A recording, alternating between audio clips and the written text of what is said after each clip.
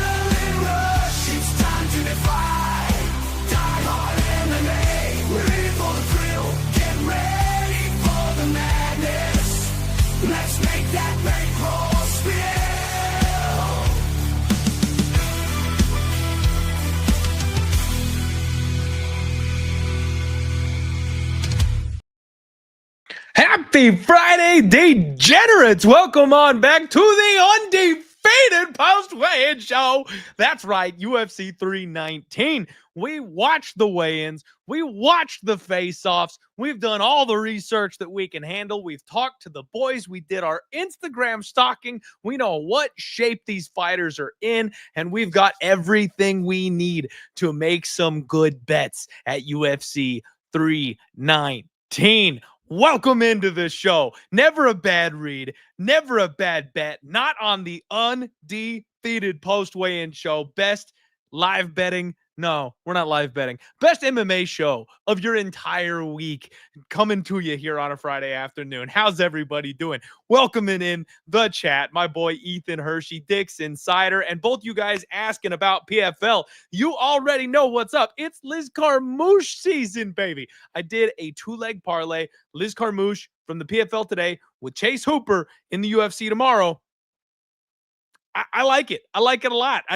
Liz is going for what is essentially a cheap version of the Triple Crown in MMA, right? Like, she didn't quite get the belt because she lost to Ronda Rousey, but she was the first female fighter inside the UFC ever. And then she goes to Bellator. She wins the Bellator title. Now she's in the PFL. If she wins the PFL tournament, that's just going to be like the perfect icing on the cake of her entire career. So the stakes are high. You know she's going in there looking for glory in this spot. And I think it's a great matchup for her, frankly. So I like Liz Carmouche. And then, of course, we like Chase Hooper. Everybody likes Chase Hooper. We're going with Chase Hooper. So that two-legger parlay should be right around even money. And yes, that's the way I look in the PFL. I did do the Sharp Action report with my guy Andrew from Superbook Sports. So if you guys were looking for any other Sharp Action, I don't have any other plays. But what I was told was Mads Burnell was a respected play. And Havilov, Khavalov, Havilov, he's a big favorite. The under 2.5 got some steam on that one. So those are the two respected plays.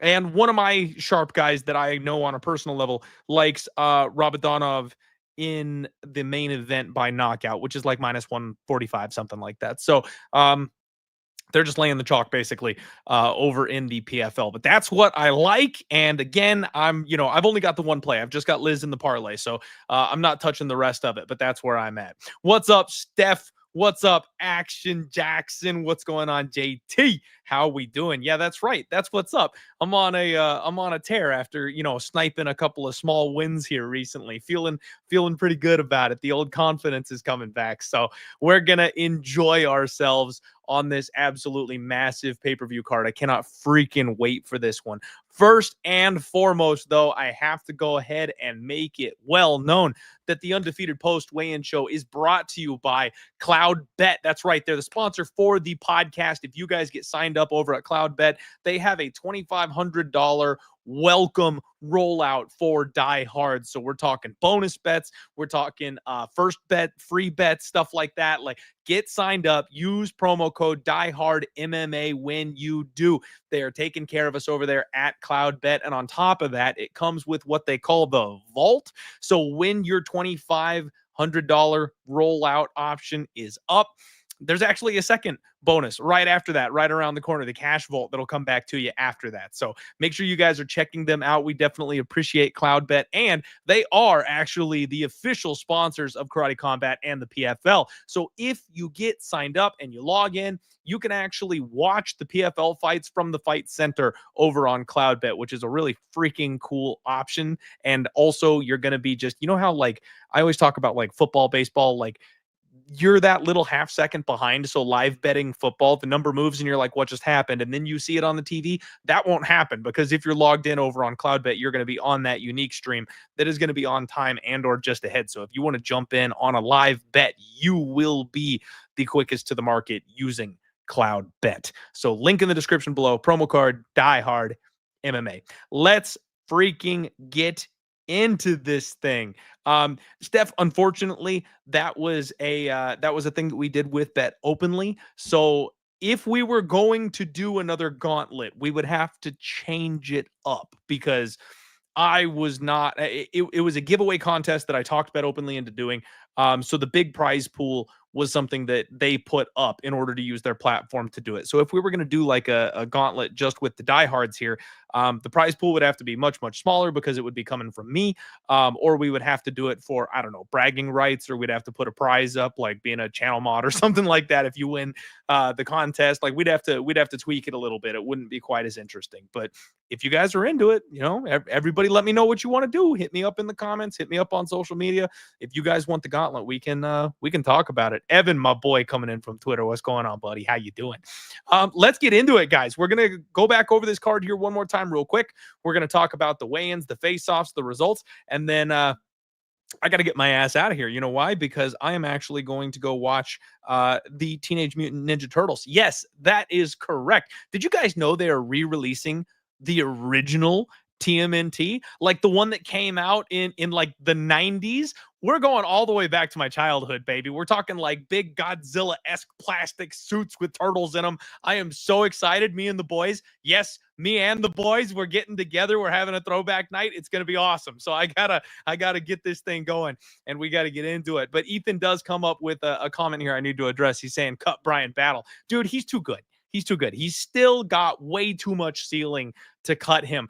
I called it, you guys. Go back to the Monday show. Look at the clip that I posted out on social media. I literally called Brian Battle missing weight this weekend. He's too freaking big. The man cannot starve his body down to 170 pounds anymore. Like, he's been doing it for too long. And just like what happened with Anthony Rumble Johnson, he gave his body a taste, just a little taste of the nutrients that he has been costing it for the last couple of years, and his body just went, oh, like it just absorbed everything, because he's been sucking himself down to 170 pounds for so long that his body didn't want to go back down again. You put your physical frame through hell, and it doesn't want to go back to it once it knows it doesn't have to anymore. So the next time he cuts, I actually think he will make 185, and he'll do it okay. He just needs to get used to his frame being bigger, 15 pounds higher than he's used to it being. 170, he's talking about going back. Think of the past. He's never going to compete at 170 pounds ever again. And I think he'll be healthier and perform better up at 185. So I don't think we cut him, but like, if he doesn't make weight next time, we're in trouble. But yeah, I think he's still got plenty of juice left. At any rate, everybody, let's get into it. Yeah, JT, he missed by, I think, 5 pounds, 4.5 pounds. Because no, not championship weight, so he got the extra pound allowance. He missed by 4 pounds technically. Also, Fradzboev is a coward for not taking the fight. I'm just gonna say it. Let's go, everybody. First fight of the night. We've got Jeez, I'm stumbling all over this.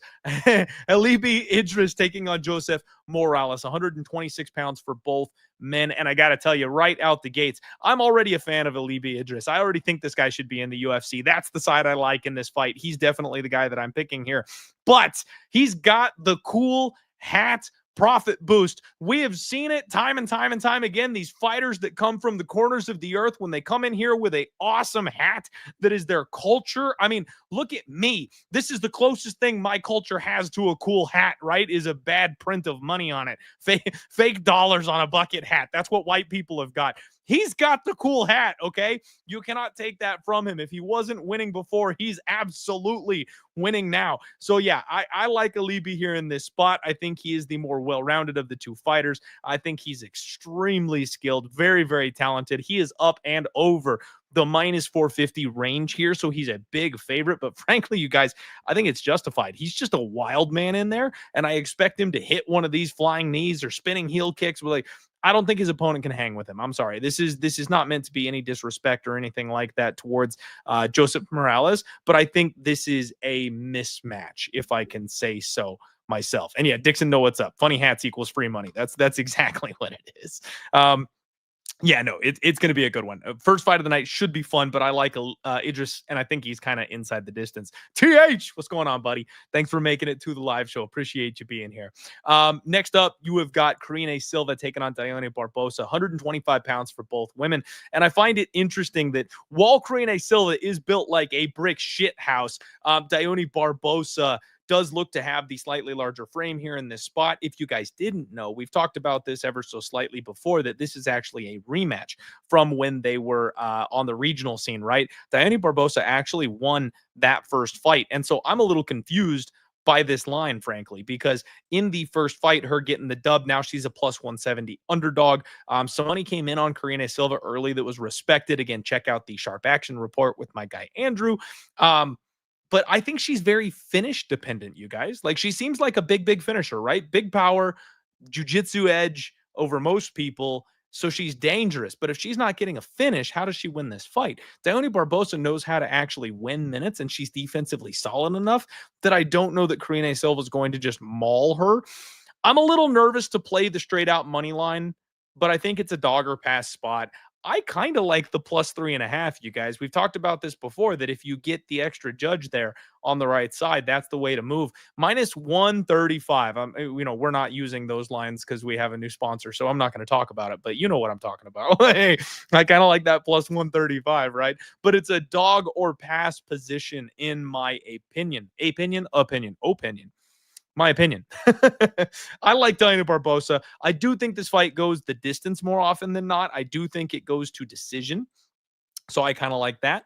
And so, yeah, make sure when you guys are checking out Cloud Bet, you go ahead and extend the fighter profiles. You will be able to see all of the props lined up there, nice and sexy. So Dione Barbosa, let's see here. By decision is somewhere in the ballpark. You should be able to find like plus 300 or better. So that's it. It's not a bad number. Not a bad number. Now, money line probably is safe, right? Like she's already almost a 2-to-1 dog. So that's probably enough juice if you want to do that just in case. But I really have a hard time seeing her actually finish the fight. So I think decision is most likely the best way to look at it. The next fight, unfortunately, is no longer on the board because that was Brian Battle Nurse with Roosevelt. I'm going to fade that guy. I swear it's going to happen. Edson Barbosa and Drakkar Klose. All right. So here's the fun part, guys. I've been, you guys know I'm a huge fan of both guys, obviously. Drakkar Klose, local Phoenix guy. I've bumped into him around town, stuff like that. Really rooting for him here in this fight. And I said that I wasn't sure I could actually get to the window with Drakkar Klose in this fight because I worry with them. Both these guys getting older, obviously. We've seen Drakkar Klose kind of gas out, tire, slow down, drop his hands a little, and you cannot do that against Edson Barbosa. Barbosa, even though he's older, moving back up to 155 pounds, he looks monstrous. I mean, look at him. Look at the shape that he's in. You even look at his last couple fights. He's not gassing the way he usually does. He's still hitting people with flying knees, and he's still hitting spinning heel kicks. And if he's got a little more gas in the tank to kind of let him hit that gas pedal at 155 pounds, he could be a real problem in this fight. But shout out my guy Kong Slips. Troy went ahead and hit me up and let me know that apparently Edson Barbosa was on a podcast this week and he said the R word. So money has been coming in all week on Drakkar Klose. And I'm kind of leaning that way myself now, just because of the sheer retirement angle. You guys know how I feel. These retiring fighters, they almost never win their last fight. They almost never go out on a high note. They get chewed up and spit out by the UFC. Barbosa being retirement age, last fight, up a weight class so he doesn't have to cut so hard. Like, that all just spells doom to me. I was leaning the side of Edson Barbosa, not that I was going to bet it or anything anyway, but I can't bet it at all now if he's going to be retiring, right? Like, we're not even thinking about betting Edson Barbosa at this point. I still think we need to mention the round 3 sprinkle, right? The round 3 KO sprinkle for Barbosa is something that I want to make mention of, just because that's absolutely still an angle for him to go ahead and win this fight. But more often than not, I think he probably just kind of gets grind on and outgassed by a guy who is not retiring and wants to stick around and make this thing a little bit more interesting. So here, let me go ahead and show you guys. Over on CloudBet, all you got to do if you want to find these kinds of things is hit the show more here.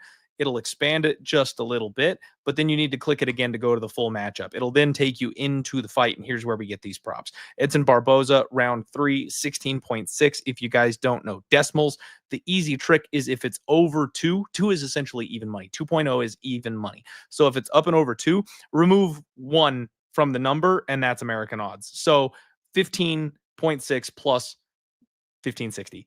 Is how this goes out. So Edson Barbosa at better than 15-1 in round 3. I think that's probably worth just a little bit of a sprinkle, if you ask me. But again, money line side, I am no longer on the Barbosa side. I will lean with Drakkar Klose. D, what's up, buddy? Brody, what's going on? He says, I see no way of Klose winning. I mean, it's going to be a greasy fight. If Drakkar Klose wins this fight, it's kind of his back and forth cage pushing type of event, right? He's going to try and slow the pace down. He's going to try and bully you around the cage. He's going to try and pin him up against the fence. And Barbosa really is going to have to get tired, right? You'd have to have Klose hitting some takedowns and stuff like that. Dixon Sider got the crazy eyes angle going here. And we know you never bet against the crazy one, right? So if you're getting crazy eyes, that's definitely the side that you want to be on. So I respect it. Barbosa definitely is the one giving the crazy eyeballs up there on the scales. Next up, you guys, Chase Hooper takes on Alexander Hernandez, and Hooper is he filling out at that 155-pound weight class. He is freaking massive. And I know he's still a skinny white boy, but you can see the muscles, you can see the veins, you can see this guy. He definitely is filling into that frame and needed to be up a weight class. It's good stuff. Little muscle hamster, Alexander Hernandez, love the guy, but I think the time has come and gone for him. I've got a hard time seeing Chase Hooper lose this fight. I already told you guys about this one. He is, I can't say anchor. He's not an anchor, right? But in my 2-leg parlay, he is the other half of it. And I like him to win in this spot just because I have a hard time seeing Hernandez win this fight outside of a boring lay and pray wrestling decision. Now, he's perfectly capable of that. We have seen that before. He absolutely can just kind of sit on Chase Hooper's chest until the fight is over. However, that has been getting harder and harder and harder for him. As we've seen things progress, Hernandez doesn't have the quick strike knockout power that he first displayed when he got to the UFC. His wrestling leaves a little bit to be desired, and more than anything, his gas tank leaves a lot to be desired. So even if he does get some control time, Chase Hooper is so big, I think he'll be able to cause scrambles. I think he'll be able to reverse. I think he'll be able to find himself into dominant positions. And as the fight gets deeper, we know Chase Hooper does not slow down, whereas Alex Hernandez very, very much does. So I think we can see a late finish from Chase Hooper or a decision from Chase Hooper. He's going to have to move and scramble the entire way. But I like the money line in a parlay because, again, it could be a decision that ends up looking closer than it should, but it could also very much be a finish. I don't want to play around with it. We know Chase Hooper can ground and pound his way to victory if he needs to. We know he can grab a neck and submit anybody. We know he's got ankle locks. Like, there's a million ways Chase Hooper can win this fight. I think he's a justified favorite, and I like the money line way better than trying to pick a side or a total or a prop or anything like that. But I'm liking Chase the Dream Hooper. I think he gets us home. All I need is Liz Carmouche in the PFL to get me started, and then we'll have a straight on path to victory from there, right? All right, guys, do me a favor. If you have not yet, please hit that like button for the Undefeated post weigh-in show coming to you every single week, bringing you awesome MMA content. And here we go. Ladies, MMA up next here. Jessica Andrade takes on Godinez. 116 for Andrade, who looked fantastic today. Godinez 115, one of the smaller fighters in the weight class. As you can see, even at 115 pounds, she is slightly shorter than Jessica Andrade, a very, very rare thing. Jessica usually is on the smaller side of things. I kind of think that we've got a live dog here, you guys. I've leaned dog or pass all week on this one. Godinez is improving. Her boxing is getting better. We know she can wrestle, but she also is not a bully the way we've seen some other fighters take on Jessica Andrade, right? Andrade is losing to big, powerful, tough women that are bigger than her, that can bully her, that can get her to the mat, that can sit on top of her and leave her really no room for options or movement or anything like that. I don't see Loopy doing that. Loopy could hit a bunch of takedowns, but I think that you're going to get Andrade always getting up and coming forward and throwing hands. Andrade could run face first into a punch. That's entirely possible. But I don't know that Loopy's got the raw power to knock her out. I mean, maybe she does if she just times it perfectly, but I think it would be more of an accident and more of an oops on Andrade's side than it would be a feather in the cap of Godinez's side, because she just isn't that kind of a fighter. So yeah, this is dog or pass for me, you guys. I can't quite get to the window with Jessica Andrade. You're getting plus 124 over using Cloud Bet on her. I should have jumped early, you guys. This line dropped way earlier in the week and she was like plus 170 or something, and that was just wrong. I knew it right away, but I'm trying to keep my win streak going. I'm trying to stack up some wins here. I'm trying to get some cash filled up back in my pocket. So instead of just rapid firing when I saw plus 170, I sat on it, and now the good stuff's gone. So now we're getting closer to evens. And I do still think it's dog or pass, right? But it's just not nearly as juicy when we lost 50 cents on it. Maybe take the over ladder on Godinez takedowns. Entirely possible. Entirely possible. Definitely something that could take place. Premium Pick saying, I feel honored being in a chat with Dixon. Everybody's honored to be in the chat with Dixon Sider. He is a legend in the making. Oh, man. All right. So next up, we've got Mikhail Olekseychuk from the Fighting Nerds, and he is taking on a UFC veteran and staple Gerald GM3 Mirshart. These guys size up pretty well. I find it interesting always that Mikhail Olekseychuk came down from 205 pounds. So 185 is it's not really like it's tough for him or anything. He's still one of those soft body type of guys, but he's not even the biggest guy at 185 pounds, which is just crazy because how is he fighting at 205? Like, how is this guy ever fighting at 205? Not going to lie, though, the face paint goes hard. The face paint goes hard. This guy's been hanging out with the Fighting Nerds, and I think that makes a big, big difference here. Gerald Mirshart is a guy who is easy to hit, but he's tough as nails, and he always just kind of waits for people to slow down. He'll bang with them as long as it takes for them to get a little tired, and then he grabs a sub. Then he wraps something up. I know that Mikhail Olekseychuk is live to be caught in a submission, right? Like, that's always been the way to beat this guy, is that he goes hard early, he slows down a little bit, and then he gets tapped. But I think we're seeing turn a corner Mikhail Olekseychuk. I think we're seeing turn a new leaf, seeing a new set of skills. I think we're seeing a little bit more patient. He's a little sharper. He's rededicated himself. He's gotten uncomfortable, and he went to a whole new camp to get better.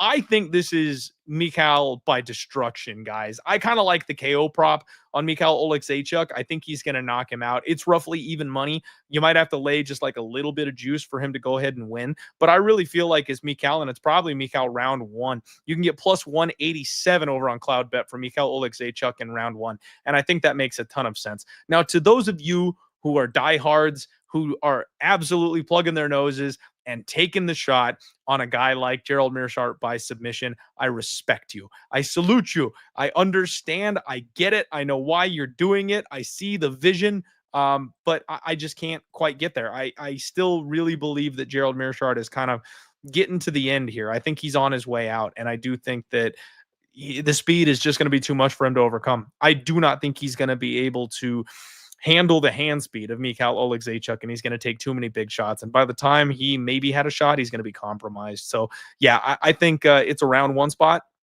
And I'm not the foremost DFS player on planet Earth, right? But I was asked last week what I thought of the DFS stuff. I think Lord Mikhail is a great way to avoid some of those like massive favorites that are on the DK spreadsheet this week and still get a round one finish with some big points. That's what I'm targeting here this week. Action Jackson, much love, buddy. Appreciate you for being here. JT saying I sprinkled on the round 3 sub for GM3, and that's a must. I get it. I respect it.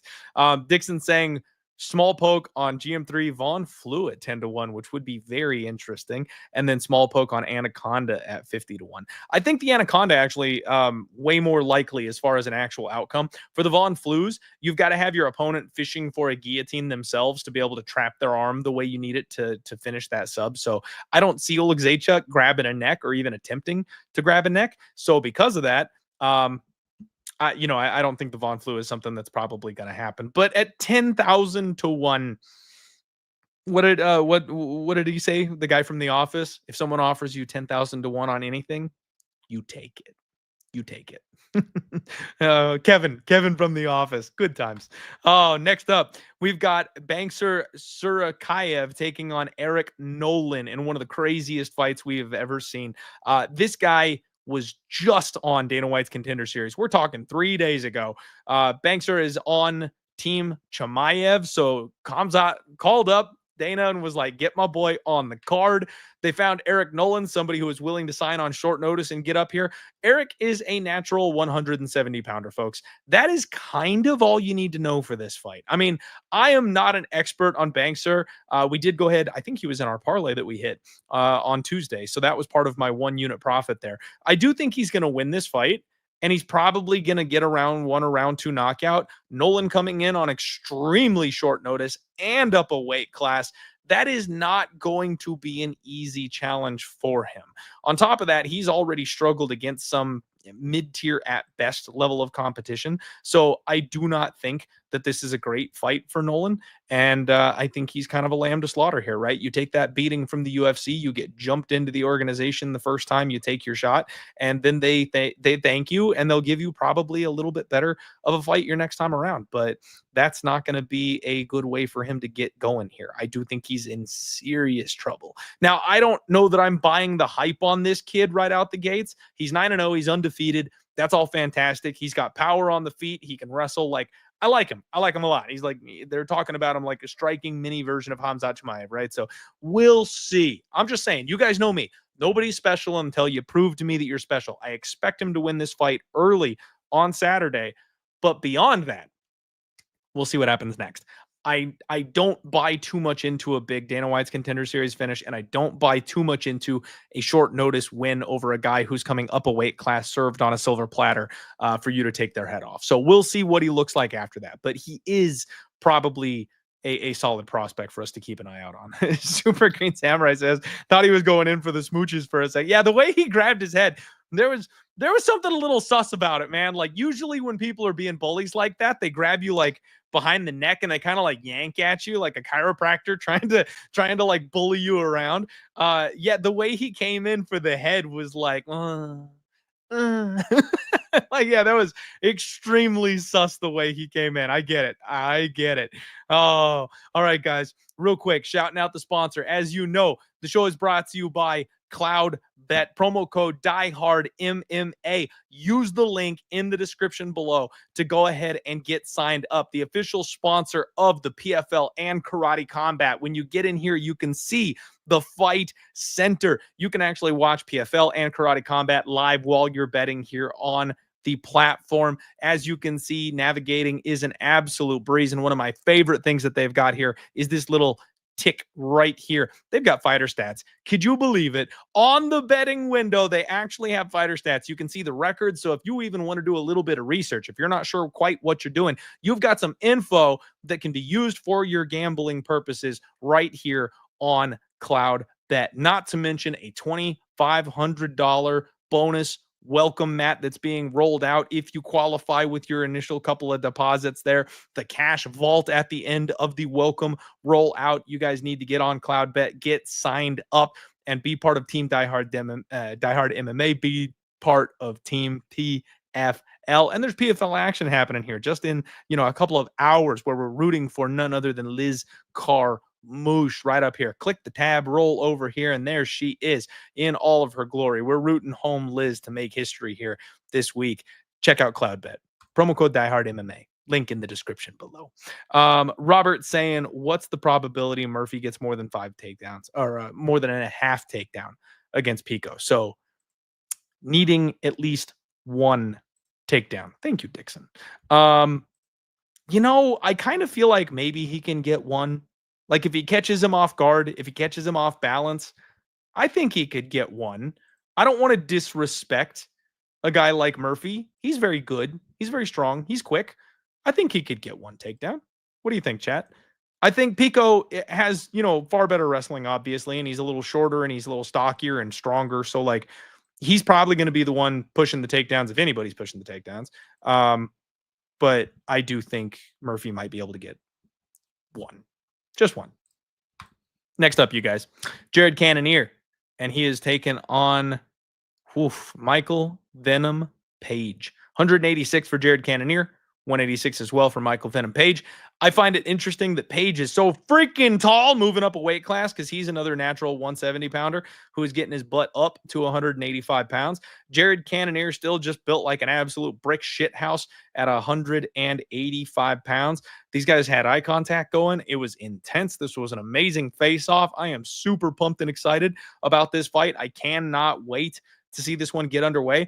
I'm a little worried for Jared Cannonier. His durability is fading. His chin's getting chipped away at. We know that's an issue for him. And I think Michael Venom Paige could actually get like a highlight reel KO here in this fight. But if he doesn't, the thing is he's slow. Michael Venom Paige is super low volume, not slow, low and slow. He's super low. Sorry, my hot wife just walked in a very nice sundress, so I got a little distracted. He. I'm sorry. Geez, goodness great. Stop that woman. Like, Michael Venom Paige. He's so low volume sometimes. He absolutely can land a huge highlight reel KO in this spot, especially with the durability questions with Jared Cannonier recently. But if he doesn't really find that perfect shot, then it may not land. And we've seen Jared, even when he got rocked by like Hobocop, he still has the ability to come back. This guy's going 25 minutes in his fights. This guy is able to fight way longer than 15 minutes if he needs to at a high pace. I know, Super Green going, focus, Clint. I know, my bad. There's money to be made. My mistake. Oh, man. So I think Jared Cannonier is live in this fight. Like, long story short, I think Jared Cannonier is live in this fight. I still do not trust MVP up at this weight class. I just don't. Obviously, he could win. Both these guys are a little elderly. Both these guys are a little older. I could see Jared Cannonier struggling with the footwork and the speed. I think that's the big problem. But I also think there's a physicality edge for Jared Cannonier. And MVP, while he's been tough to handle in there, tough to track down, we saw Ian Gary take him down. We saw Ian Gary control him on the mat. He doesn't have good wrestling defense. He doesn't have good jiu-jitsu. And now he's fighting up a weight class. Shara Bullet was the guy that was supposed to get the win over MVP. It's a striker's delight. It's all speed and footwork and movement, right? Like, there was no grappling in that fight. So now everyone's just sold on MVP at 185 pounds. But the fact of the matter is he still can't grapple. Jared Cannonier could come out and take this guy down, and he may never get up. I watched Jared Cannonier's UFC debut, you guys. I was in Vegas the night he fight Ion Cutelaba. Like, this guy used to fight at heavyweight. So he's a big, big man, and he's very physical, and he's very strong. Just because he's not as tall as MVP does not mean he's not as strong as a guy like MVP. So I think Jared Cannonier takedowns is a sneaky look. Jared Cannonier is going to have the volume. He's the natural 185er.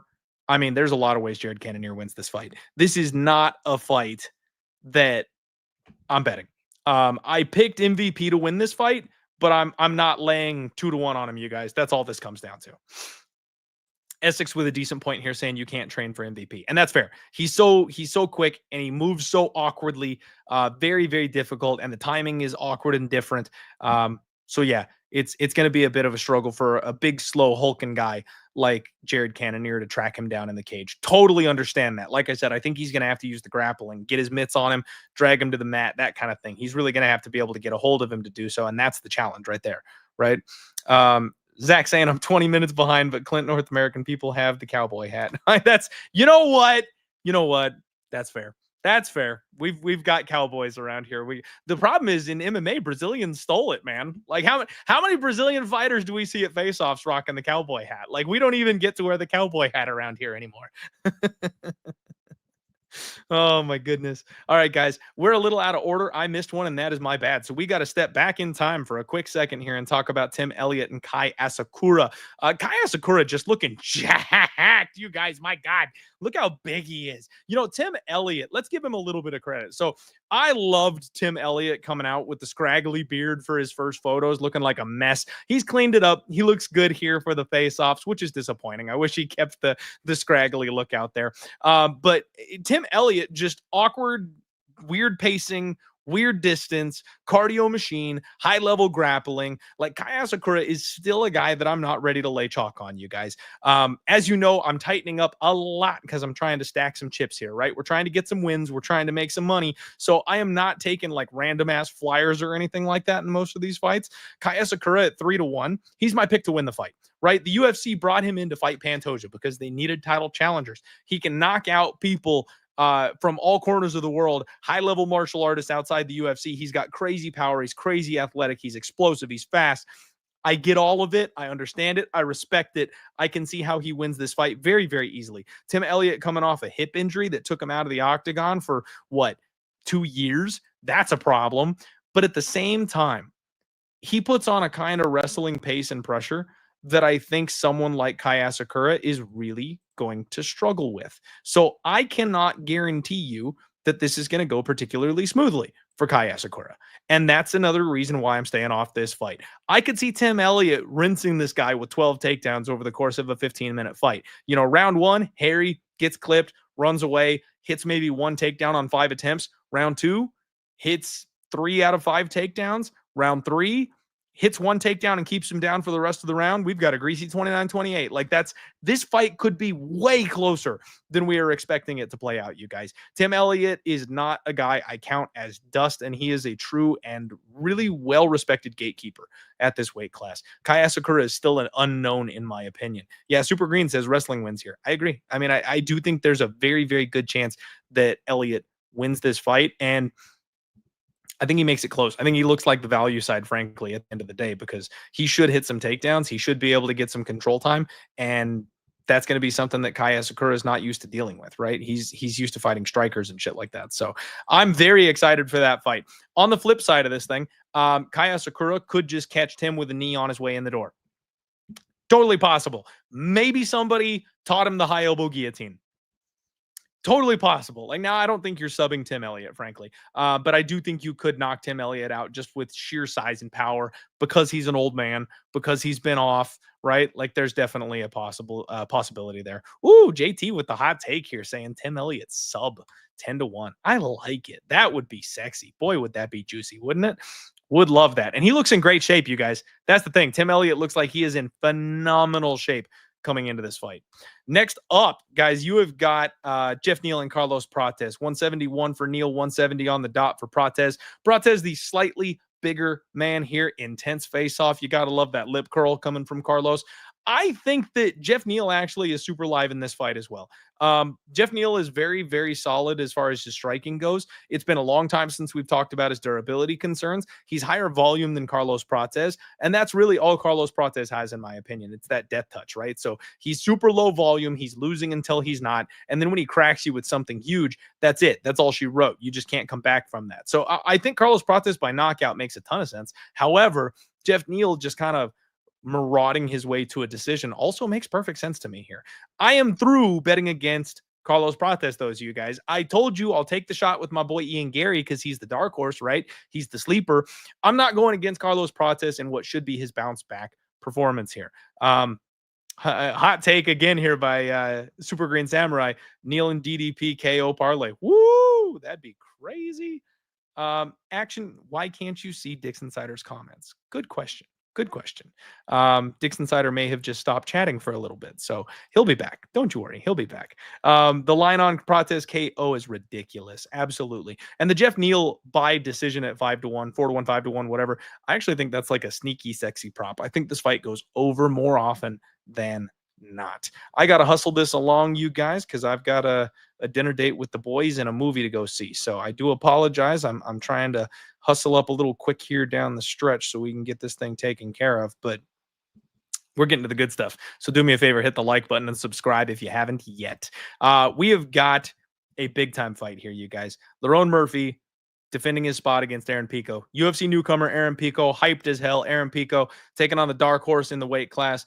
Murphy undefeated, 16-0, battle tested in the UFC. Pico, all the hype in the world, not undefeated, but finally getting his shot at 28 years old. Can you believe? Feels like he's been around forever, but he's just 28. So this kid is still technically a kid. Like, this prospect is still technically a prospect. And I've seen seriously hot takes on both sides of this line. People are extremely confident no matter which side they are taking.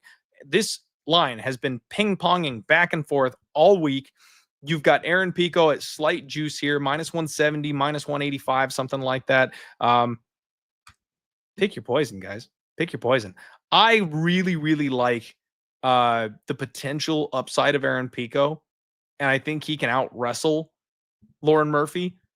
But Lerone Murphy's another one of these guys that I just don't want to disrespect. He keeps proving people wrong. He keeps grinding his way to wins.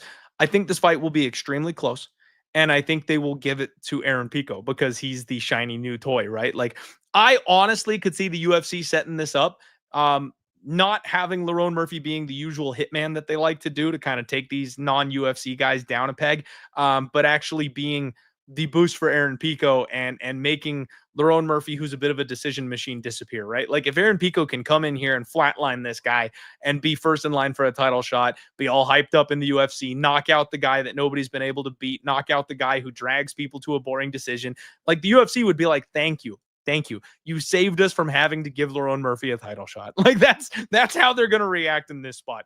So I'm kind of siding on the Aaron Pico side of things. Minus 185 is a little rich for my blood. We saw books open this line closer to pick 'em. So the market has told us that Aaron Pico should be the favorite. And that's where I'm kind of like, all right, I'm going to chill. I'm just going to hang out here. This week's second guest, which we had two guests on Monday, if you guys missed it, my boy Danny has a max bet on Pico, which I respect the hell out of, but I just can't get to. You know what I'm saying? Shout out Efren. What's up, buddy? Thank you very, very much. Huge $49.99 dono from my guy Efren saying, thanks for constantly great content, brada. Right back at you, brada. If I wasn't driving in a minute, I'd do a shot for you to celebrate. Thank you so much, my friend. I very, very much appreciate it. Appreciate your support. Appreciate you being here. We've got over 300 of you live here talking about fights, everybody. Let's talk one more time here about this main event. We have got Dricus Du Plessis, and he's taking on Khamzat Chimaev. And I don't know if this is going to get me in trouble or not. But I'm just gonna show this here real quick because look at this. Look at this. Khamzat comes in and tries to bully my guy. Dricus, don't move. Dricus doesn't budge. Dude, okay, so the whole point of this show is reading body language. The whole point of this show is talking about who won and who lost the face-offs and who's got the mental edge and who's in better shape and who struggled on the scale. The UFC threw Khamzat Chimaev 2 extra pounds for no fucking reason. He came in the box of shame, weighed in first, and that scale was light. Let him get in with no problems. Made sure it wasn't even close to him missing weight, right? They get to the face-offs. Khamzat's trying to act like a gangster, comes out, shoves Dricus, and moves his ass backwards. He is a straw man right now, trying to bully a dude and has to get held back by his team. Dricus didn't budge. Just stood there, stone-faced, looking at him, and Khamzat used all of his force to push himself back. I am so sorry, you guys. Dricus was always the Link Memorial dog of the week. But after watching that play out, he is forever the Link Memorial dog of the week. It has been Dricus at plus money anytime I can get my hands on it. And I'm sorry, like, this is one of those ones where sharp and square, it's a divide, and you've got people smashing Khamzat, calling it a discount, and you've got some of the casuals that are now finally in on Dricus, finally giving him his flowers after everything, and it's way too late for them to be on board. So then you've got me second guessing, right? I've been on Dreykus since day one. I've been on the DDP train since he got here. I've been cashing plus money tickets left and right. So for me to finally get to this point, and now I'm starting to get cold feet, I'm starting to get scared because every sharp person I know is telling me that Khamzat's easy money. And I'm just like, oh my God, like, do I stick and ride with my guy and risk losing after all the losing I've been doing for the last couple of years? Or do I trust my gut? Do I trust my guy and stand up against a generational UFC talent and stand up against the plans of a multi-billion-dollar organization and Vladimir Putin's chosen man? Like, I know it's not actually Putin. It's whoever the fuck the Kazakh guy is, but you know what I'm saying. Personal friend of a dictator. Like, I am gonna have, this was it. This is what I needed to see. I had to see this moment where Khamzat shoved Dreykus and Dreykus smiled at him. Like, I know Khamzat's got better wrestling. I know Khamzat probably has better cardio because he's working out with TJ Dillashaw's camp, and he's probably got all the EPO he needs. But seeing Dreykus locked in and just smiling off this guy that's supposed to be the biggest challenge ever, I gotta. There's no other option. I was gonna say wait and bet it live, but I have to simply take Dreykus du Plessis, you guys. This number is getting up and out of control. He is up and over 2-1 now.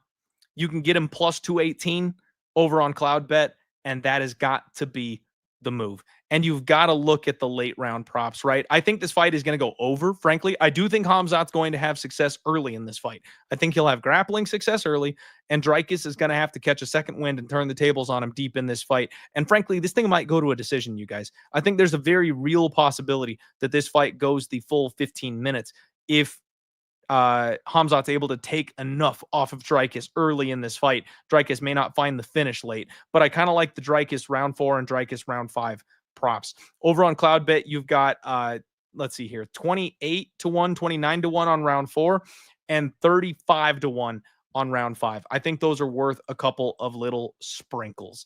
That's the move. It's Dreykus season, baby, and still DDP.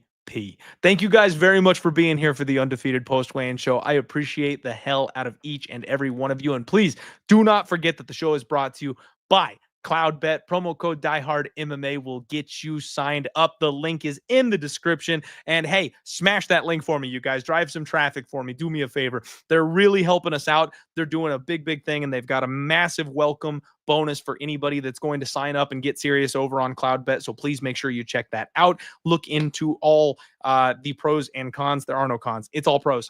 Go check out CloudBet and what they're offering us as diehard MMA fans, you guys. Good luck on all of your degenerate action this week. Let's go, Liz Carmouche. And then all we're going to need is Chase Hooper tomorrow. Love and appreciate each and every one of you guys. Stay safe, gamble responsibly, and let's smash this card. Let's roll.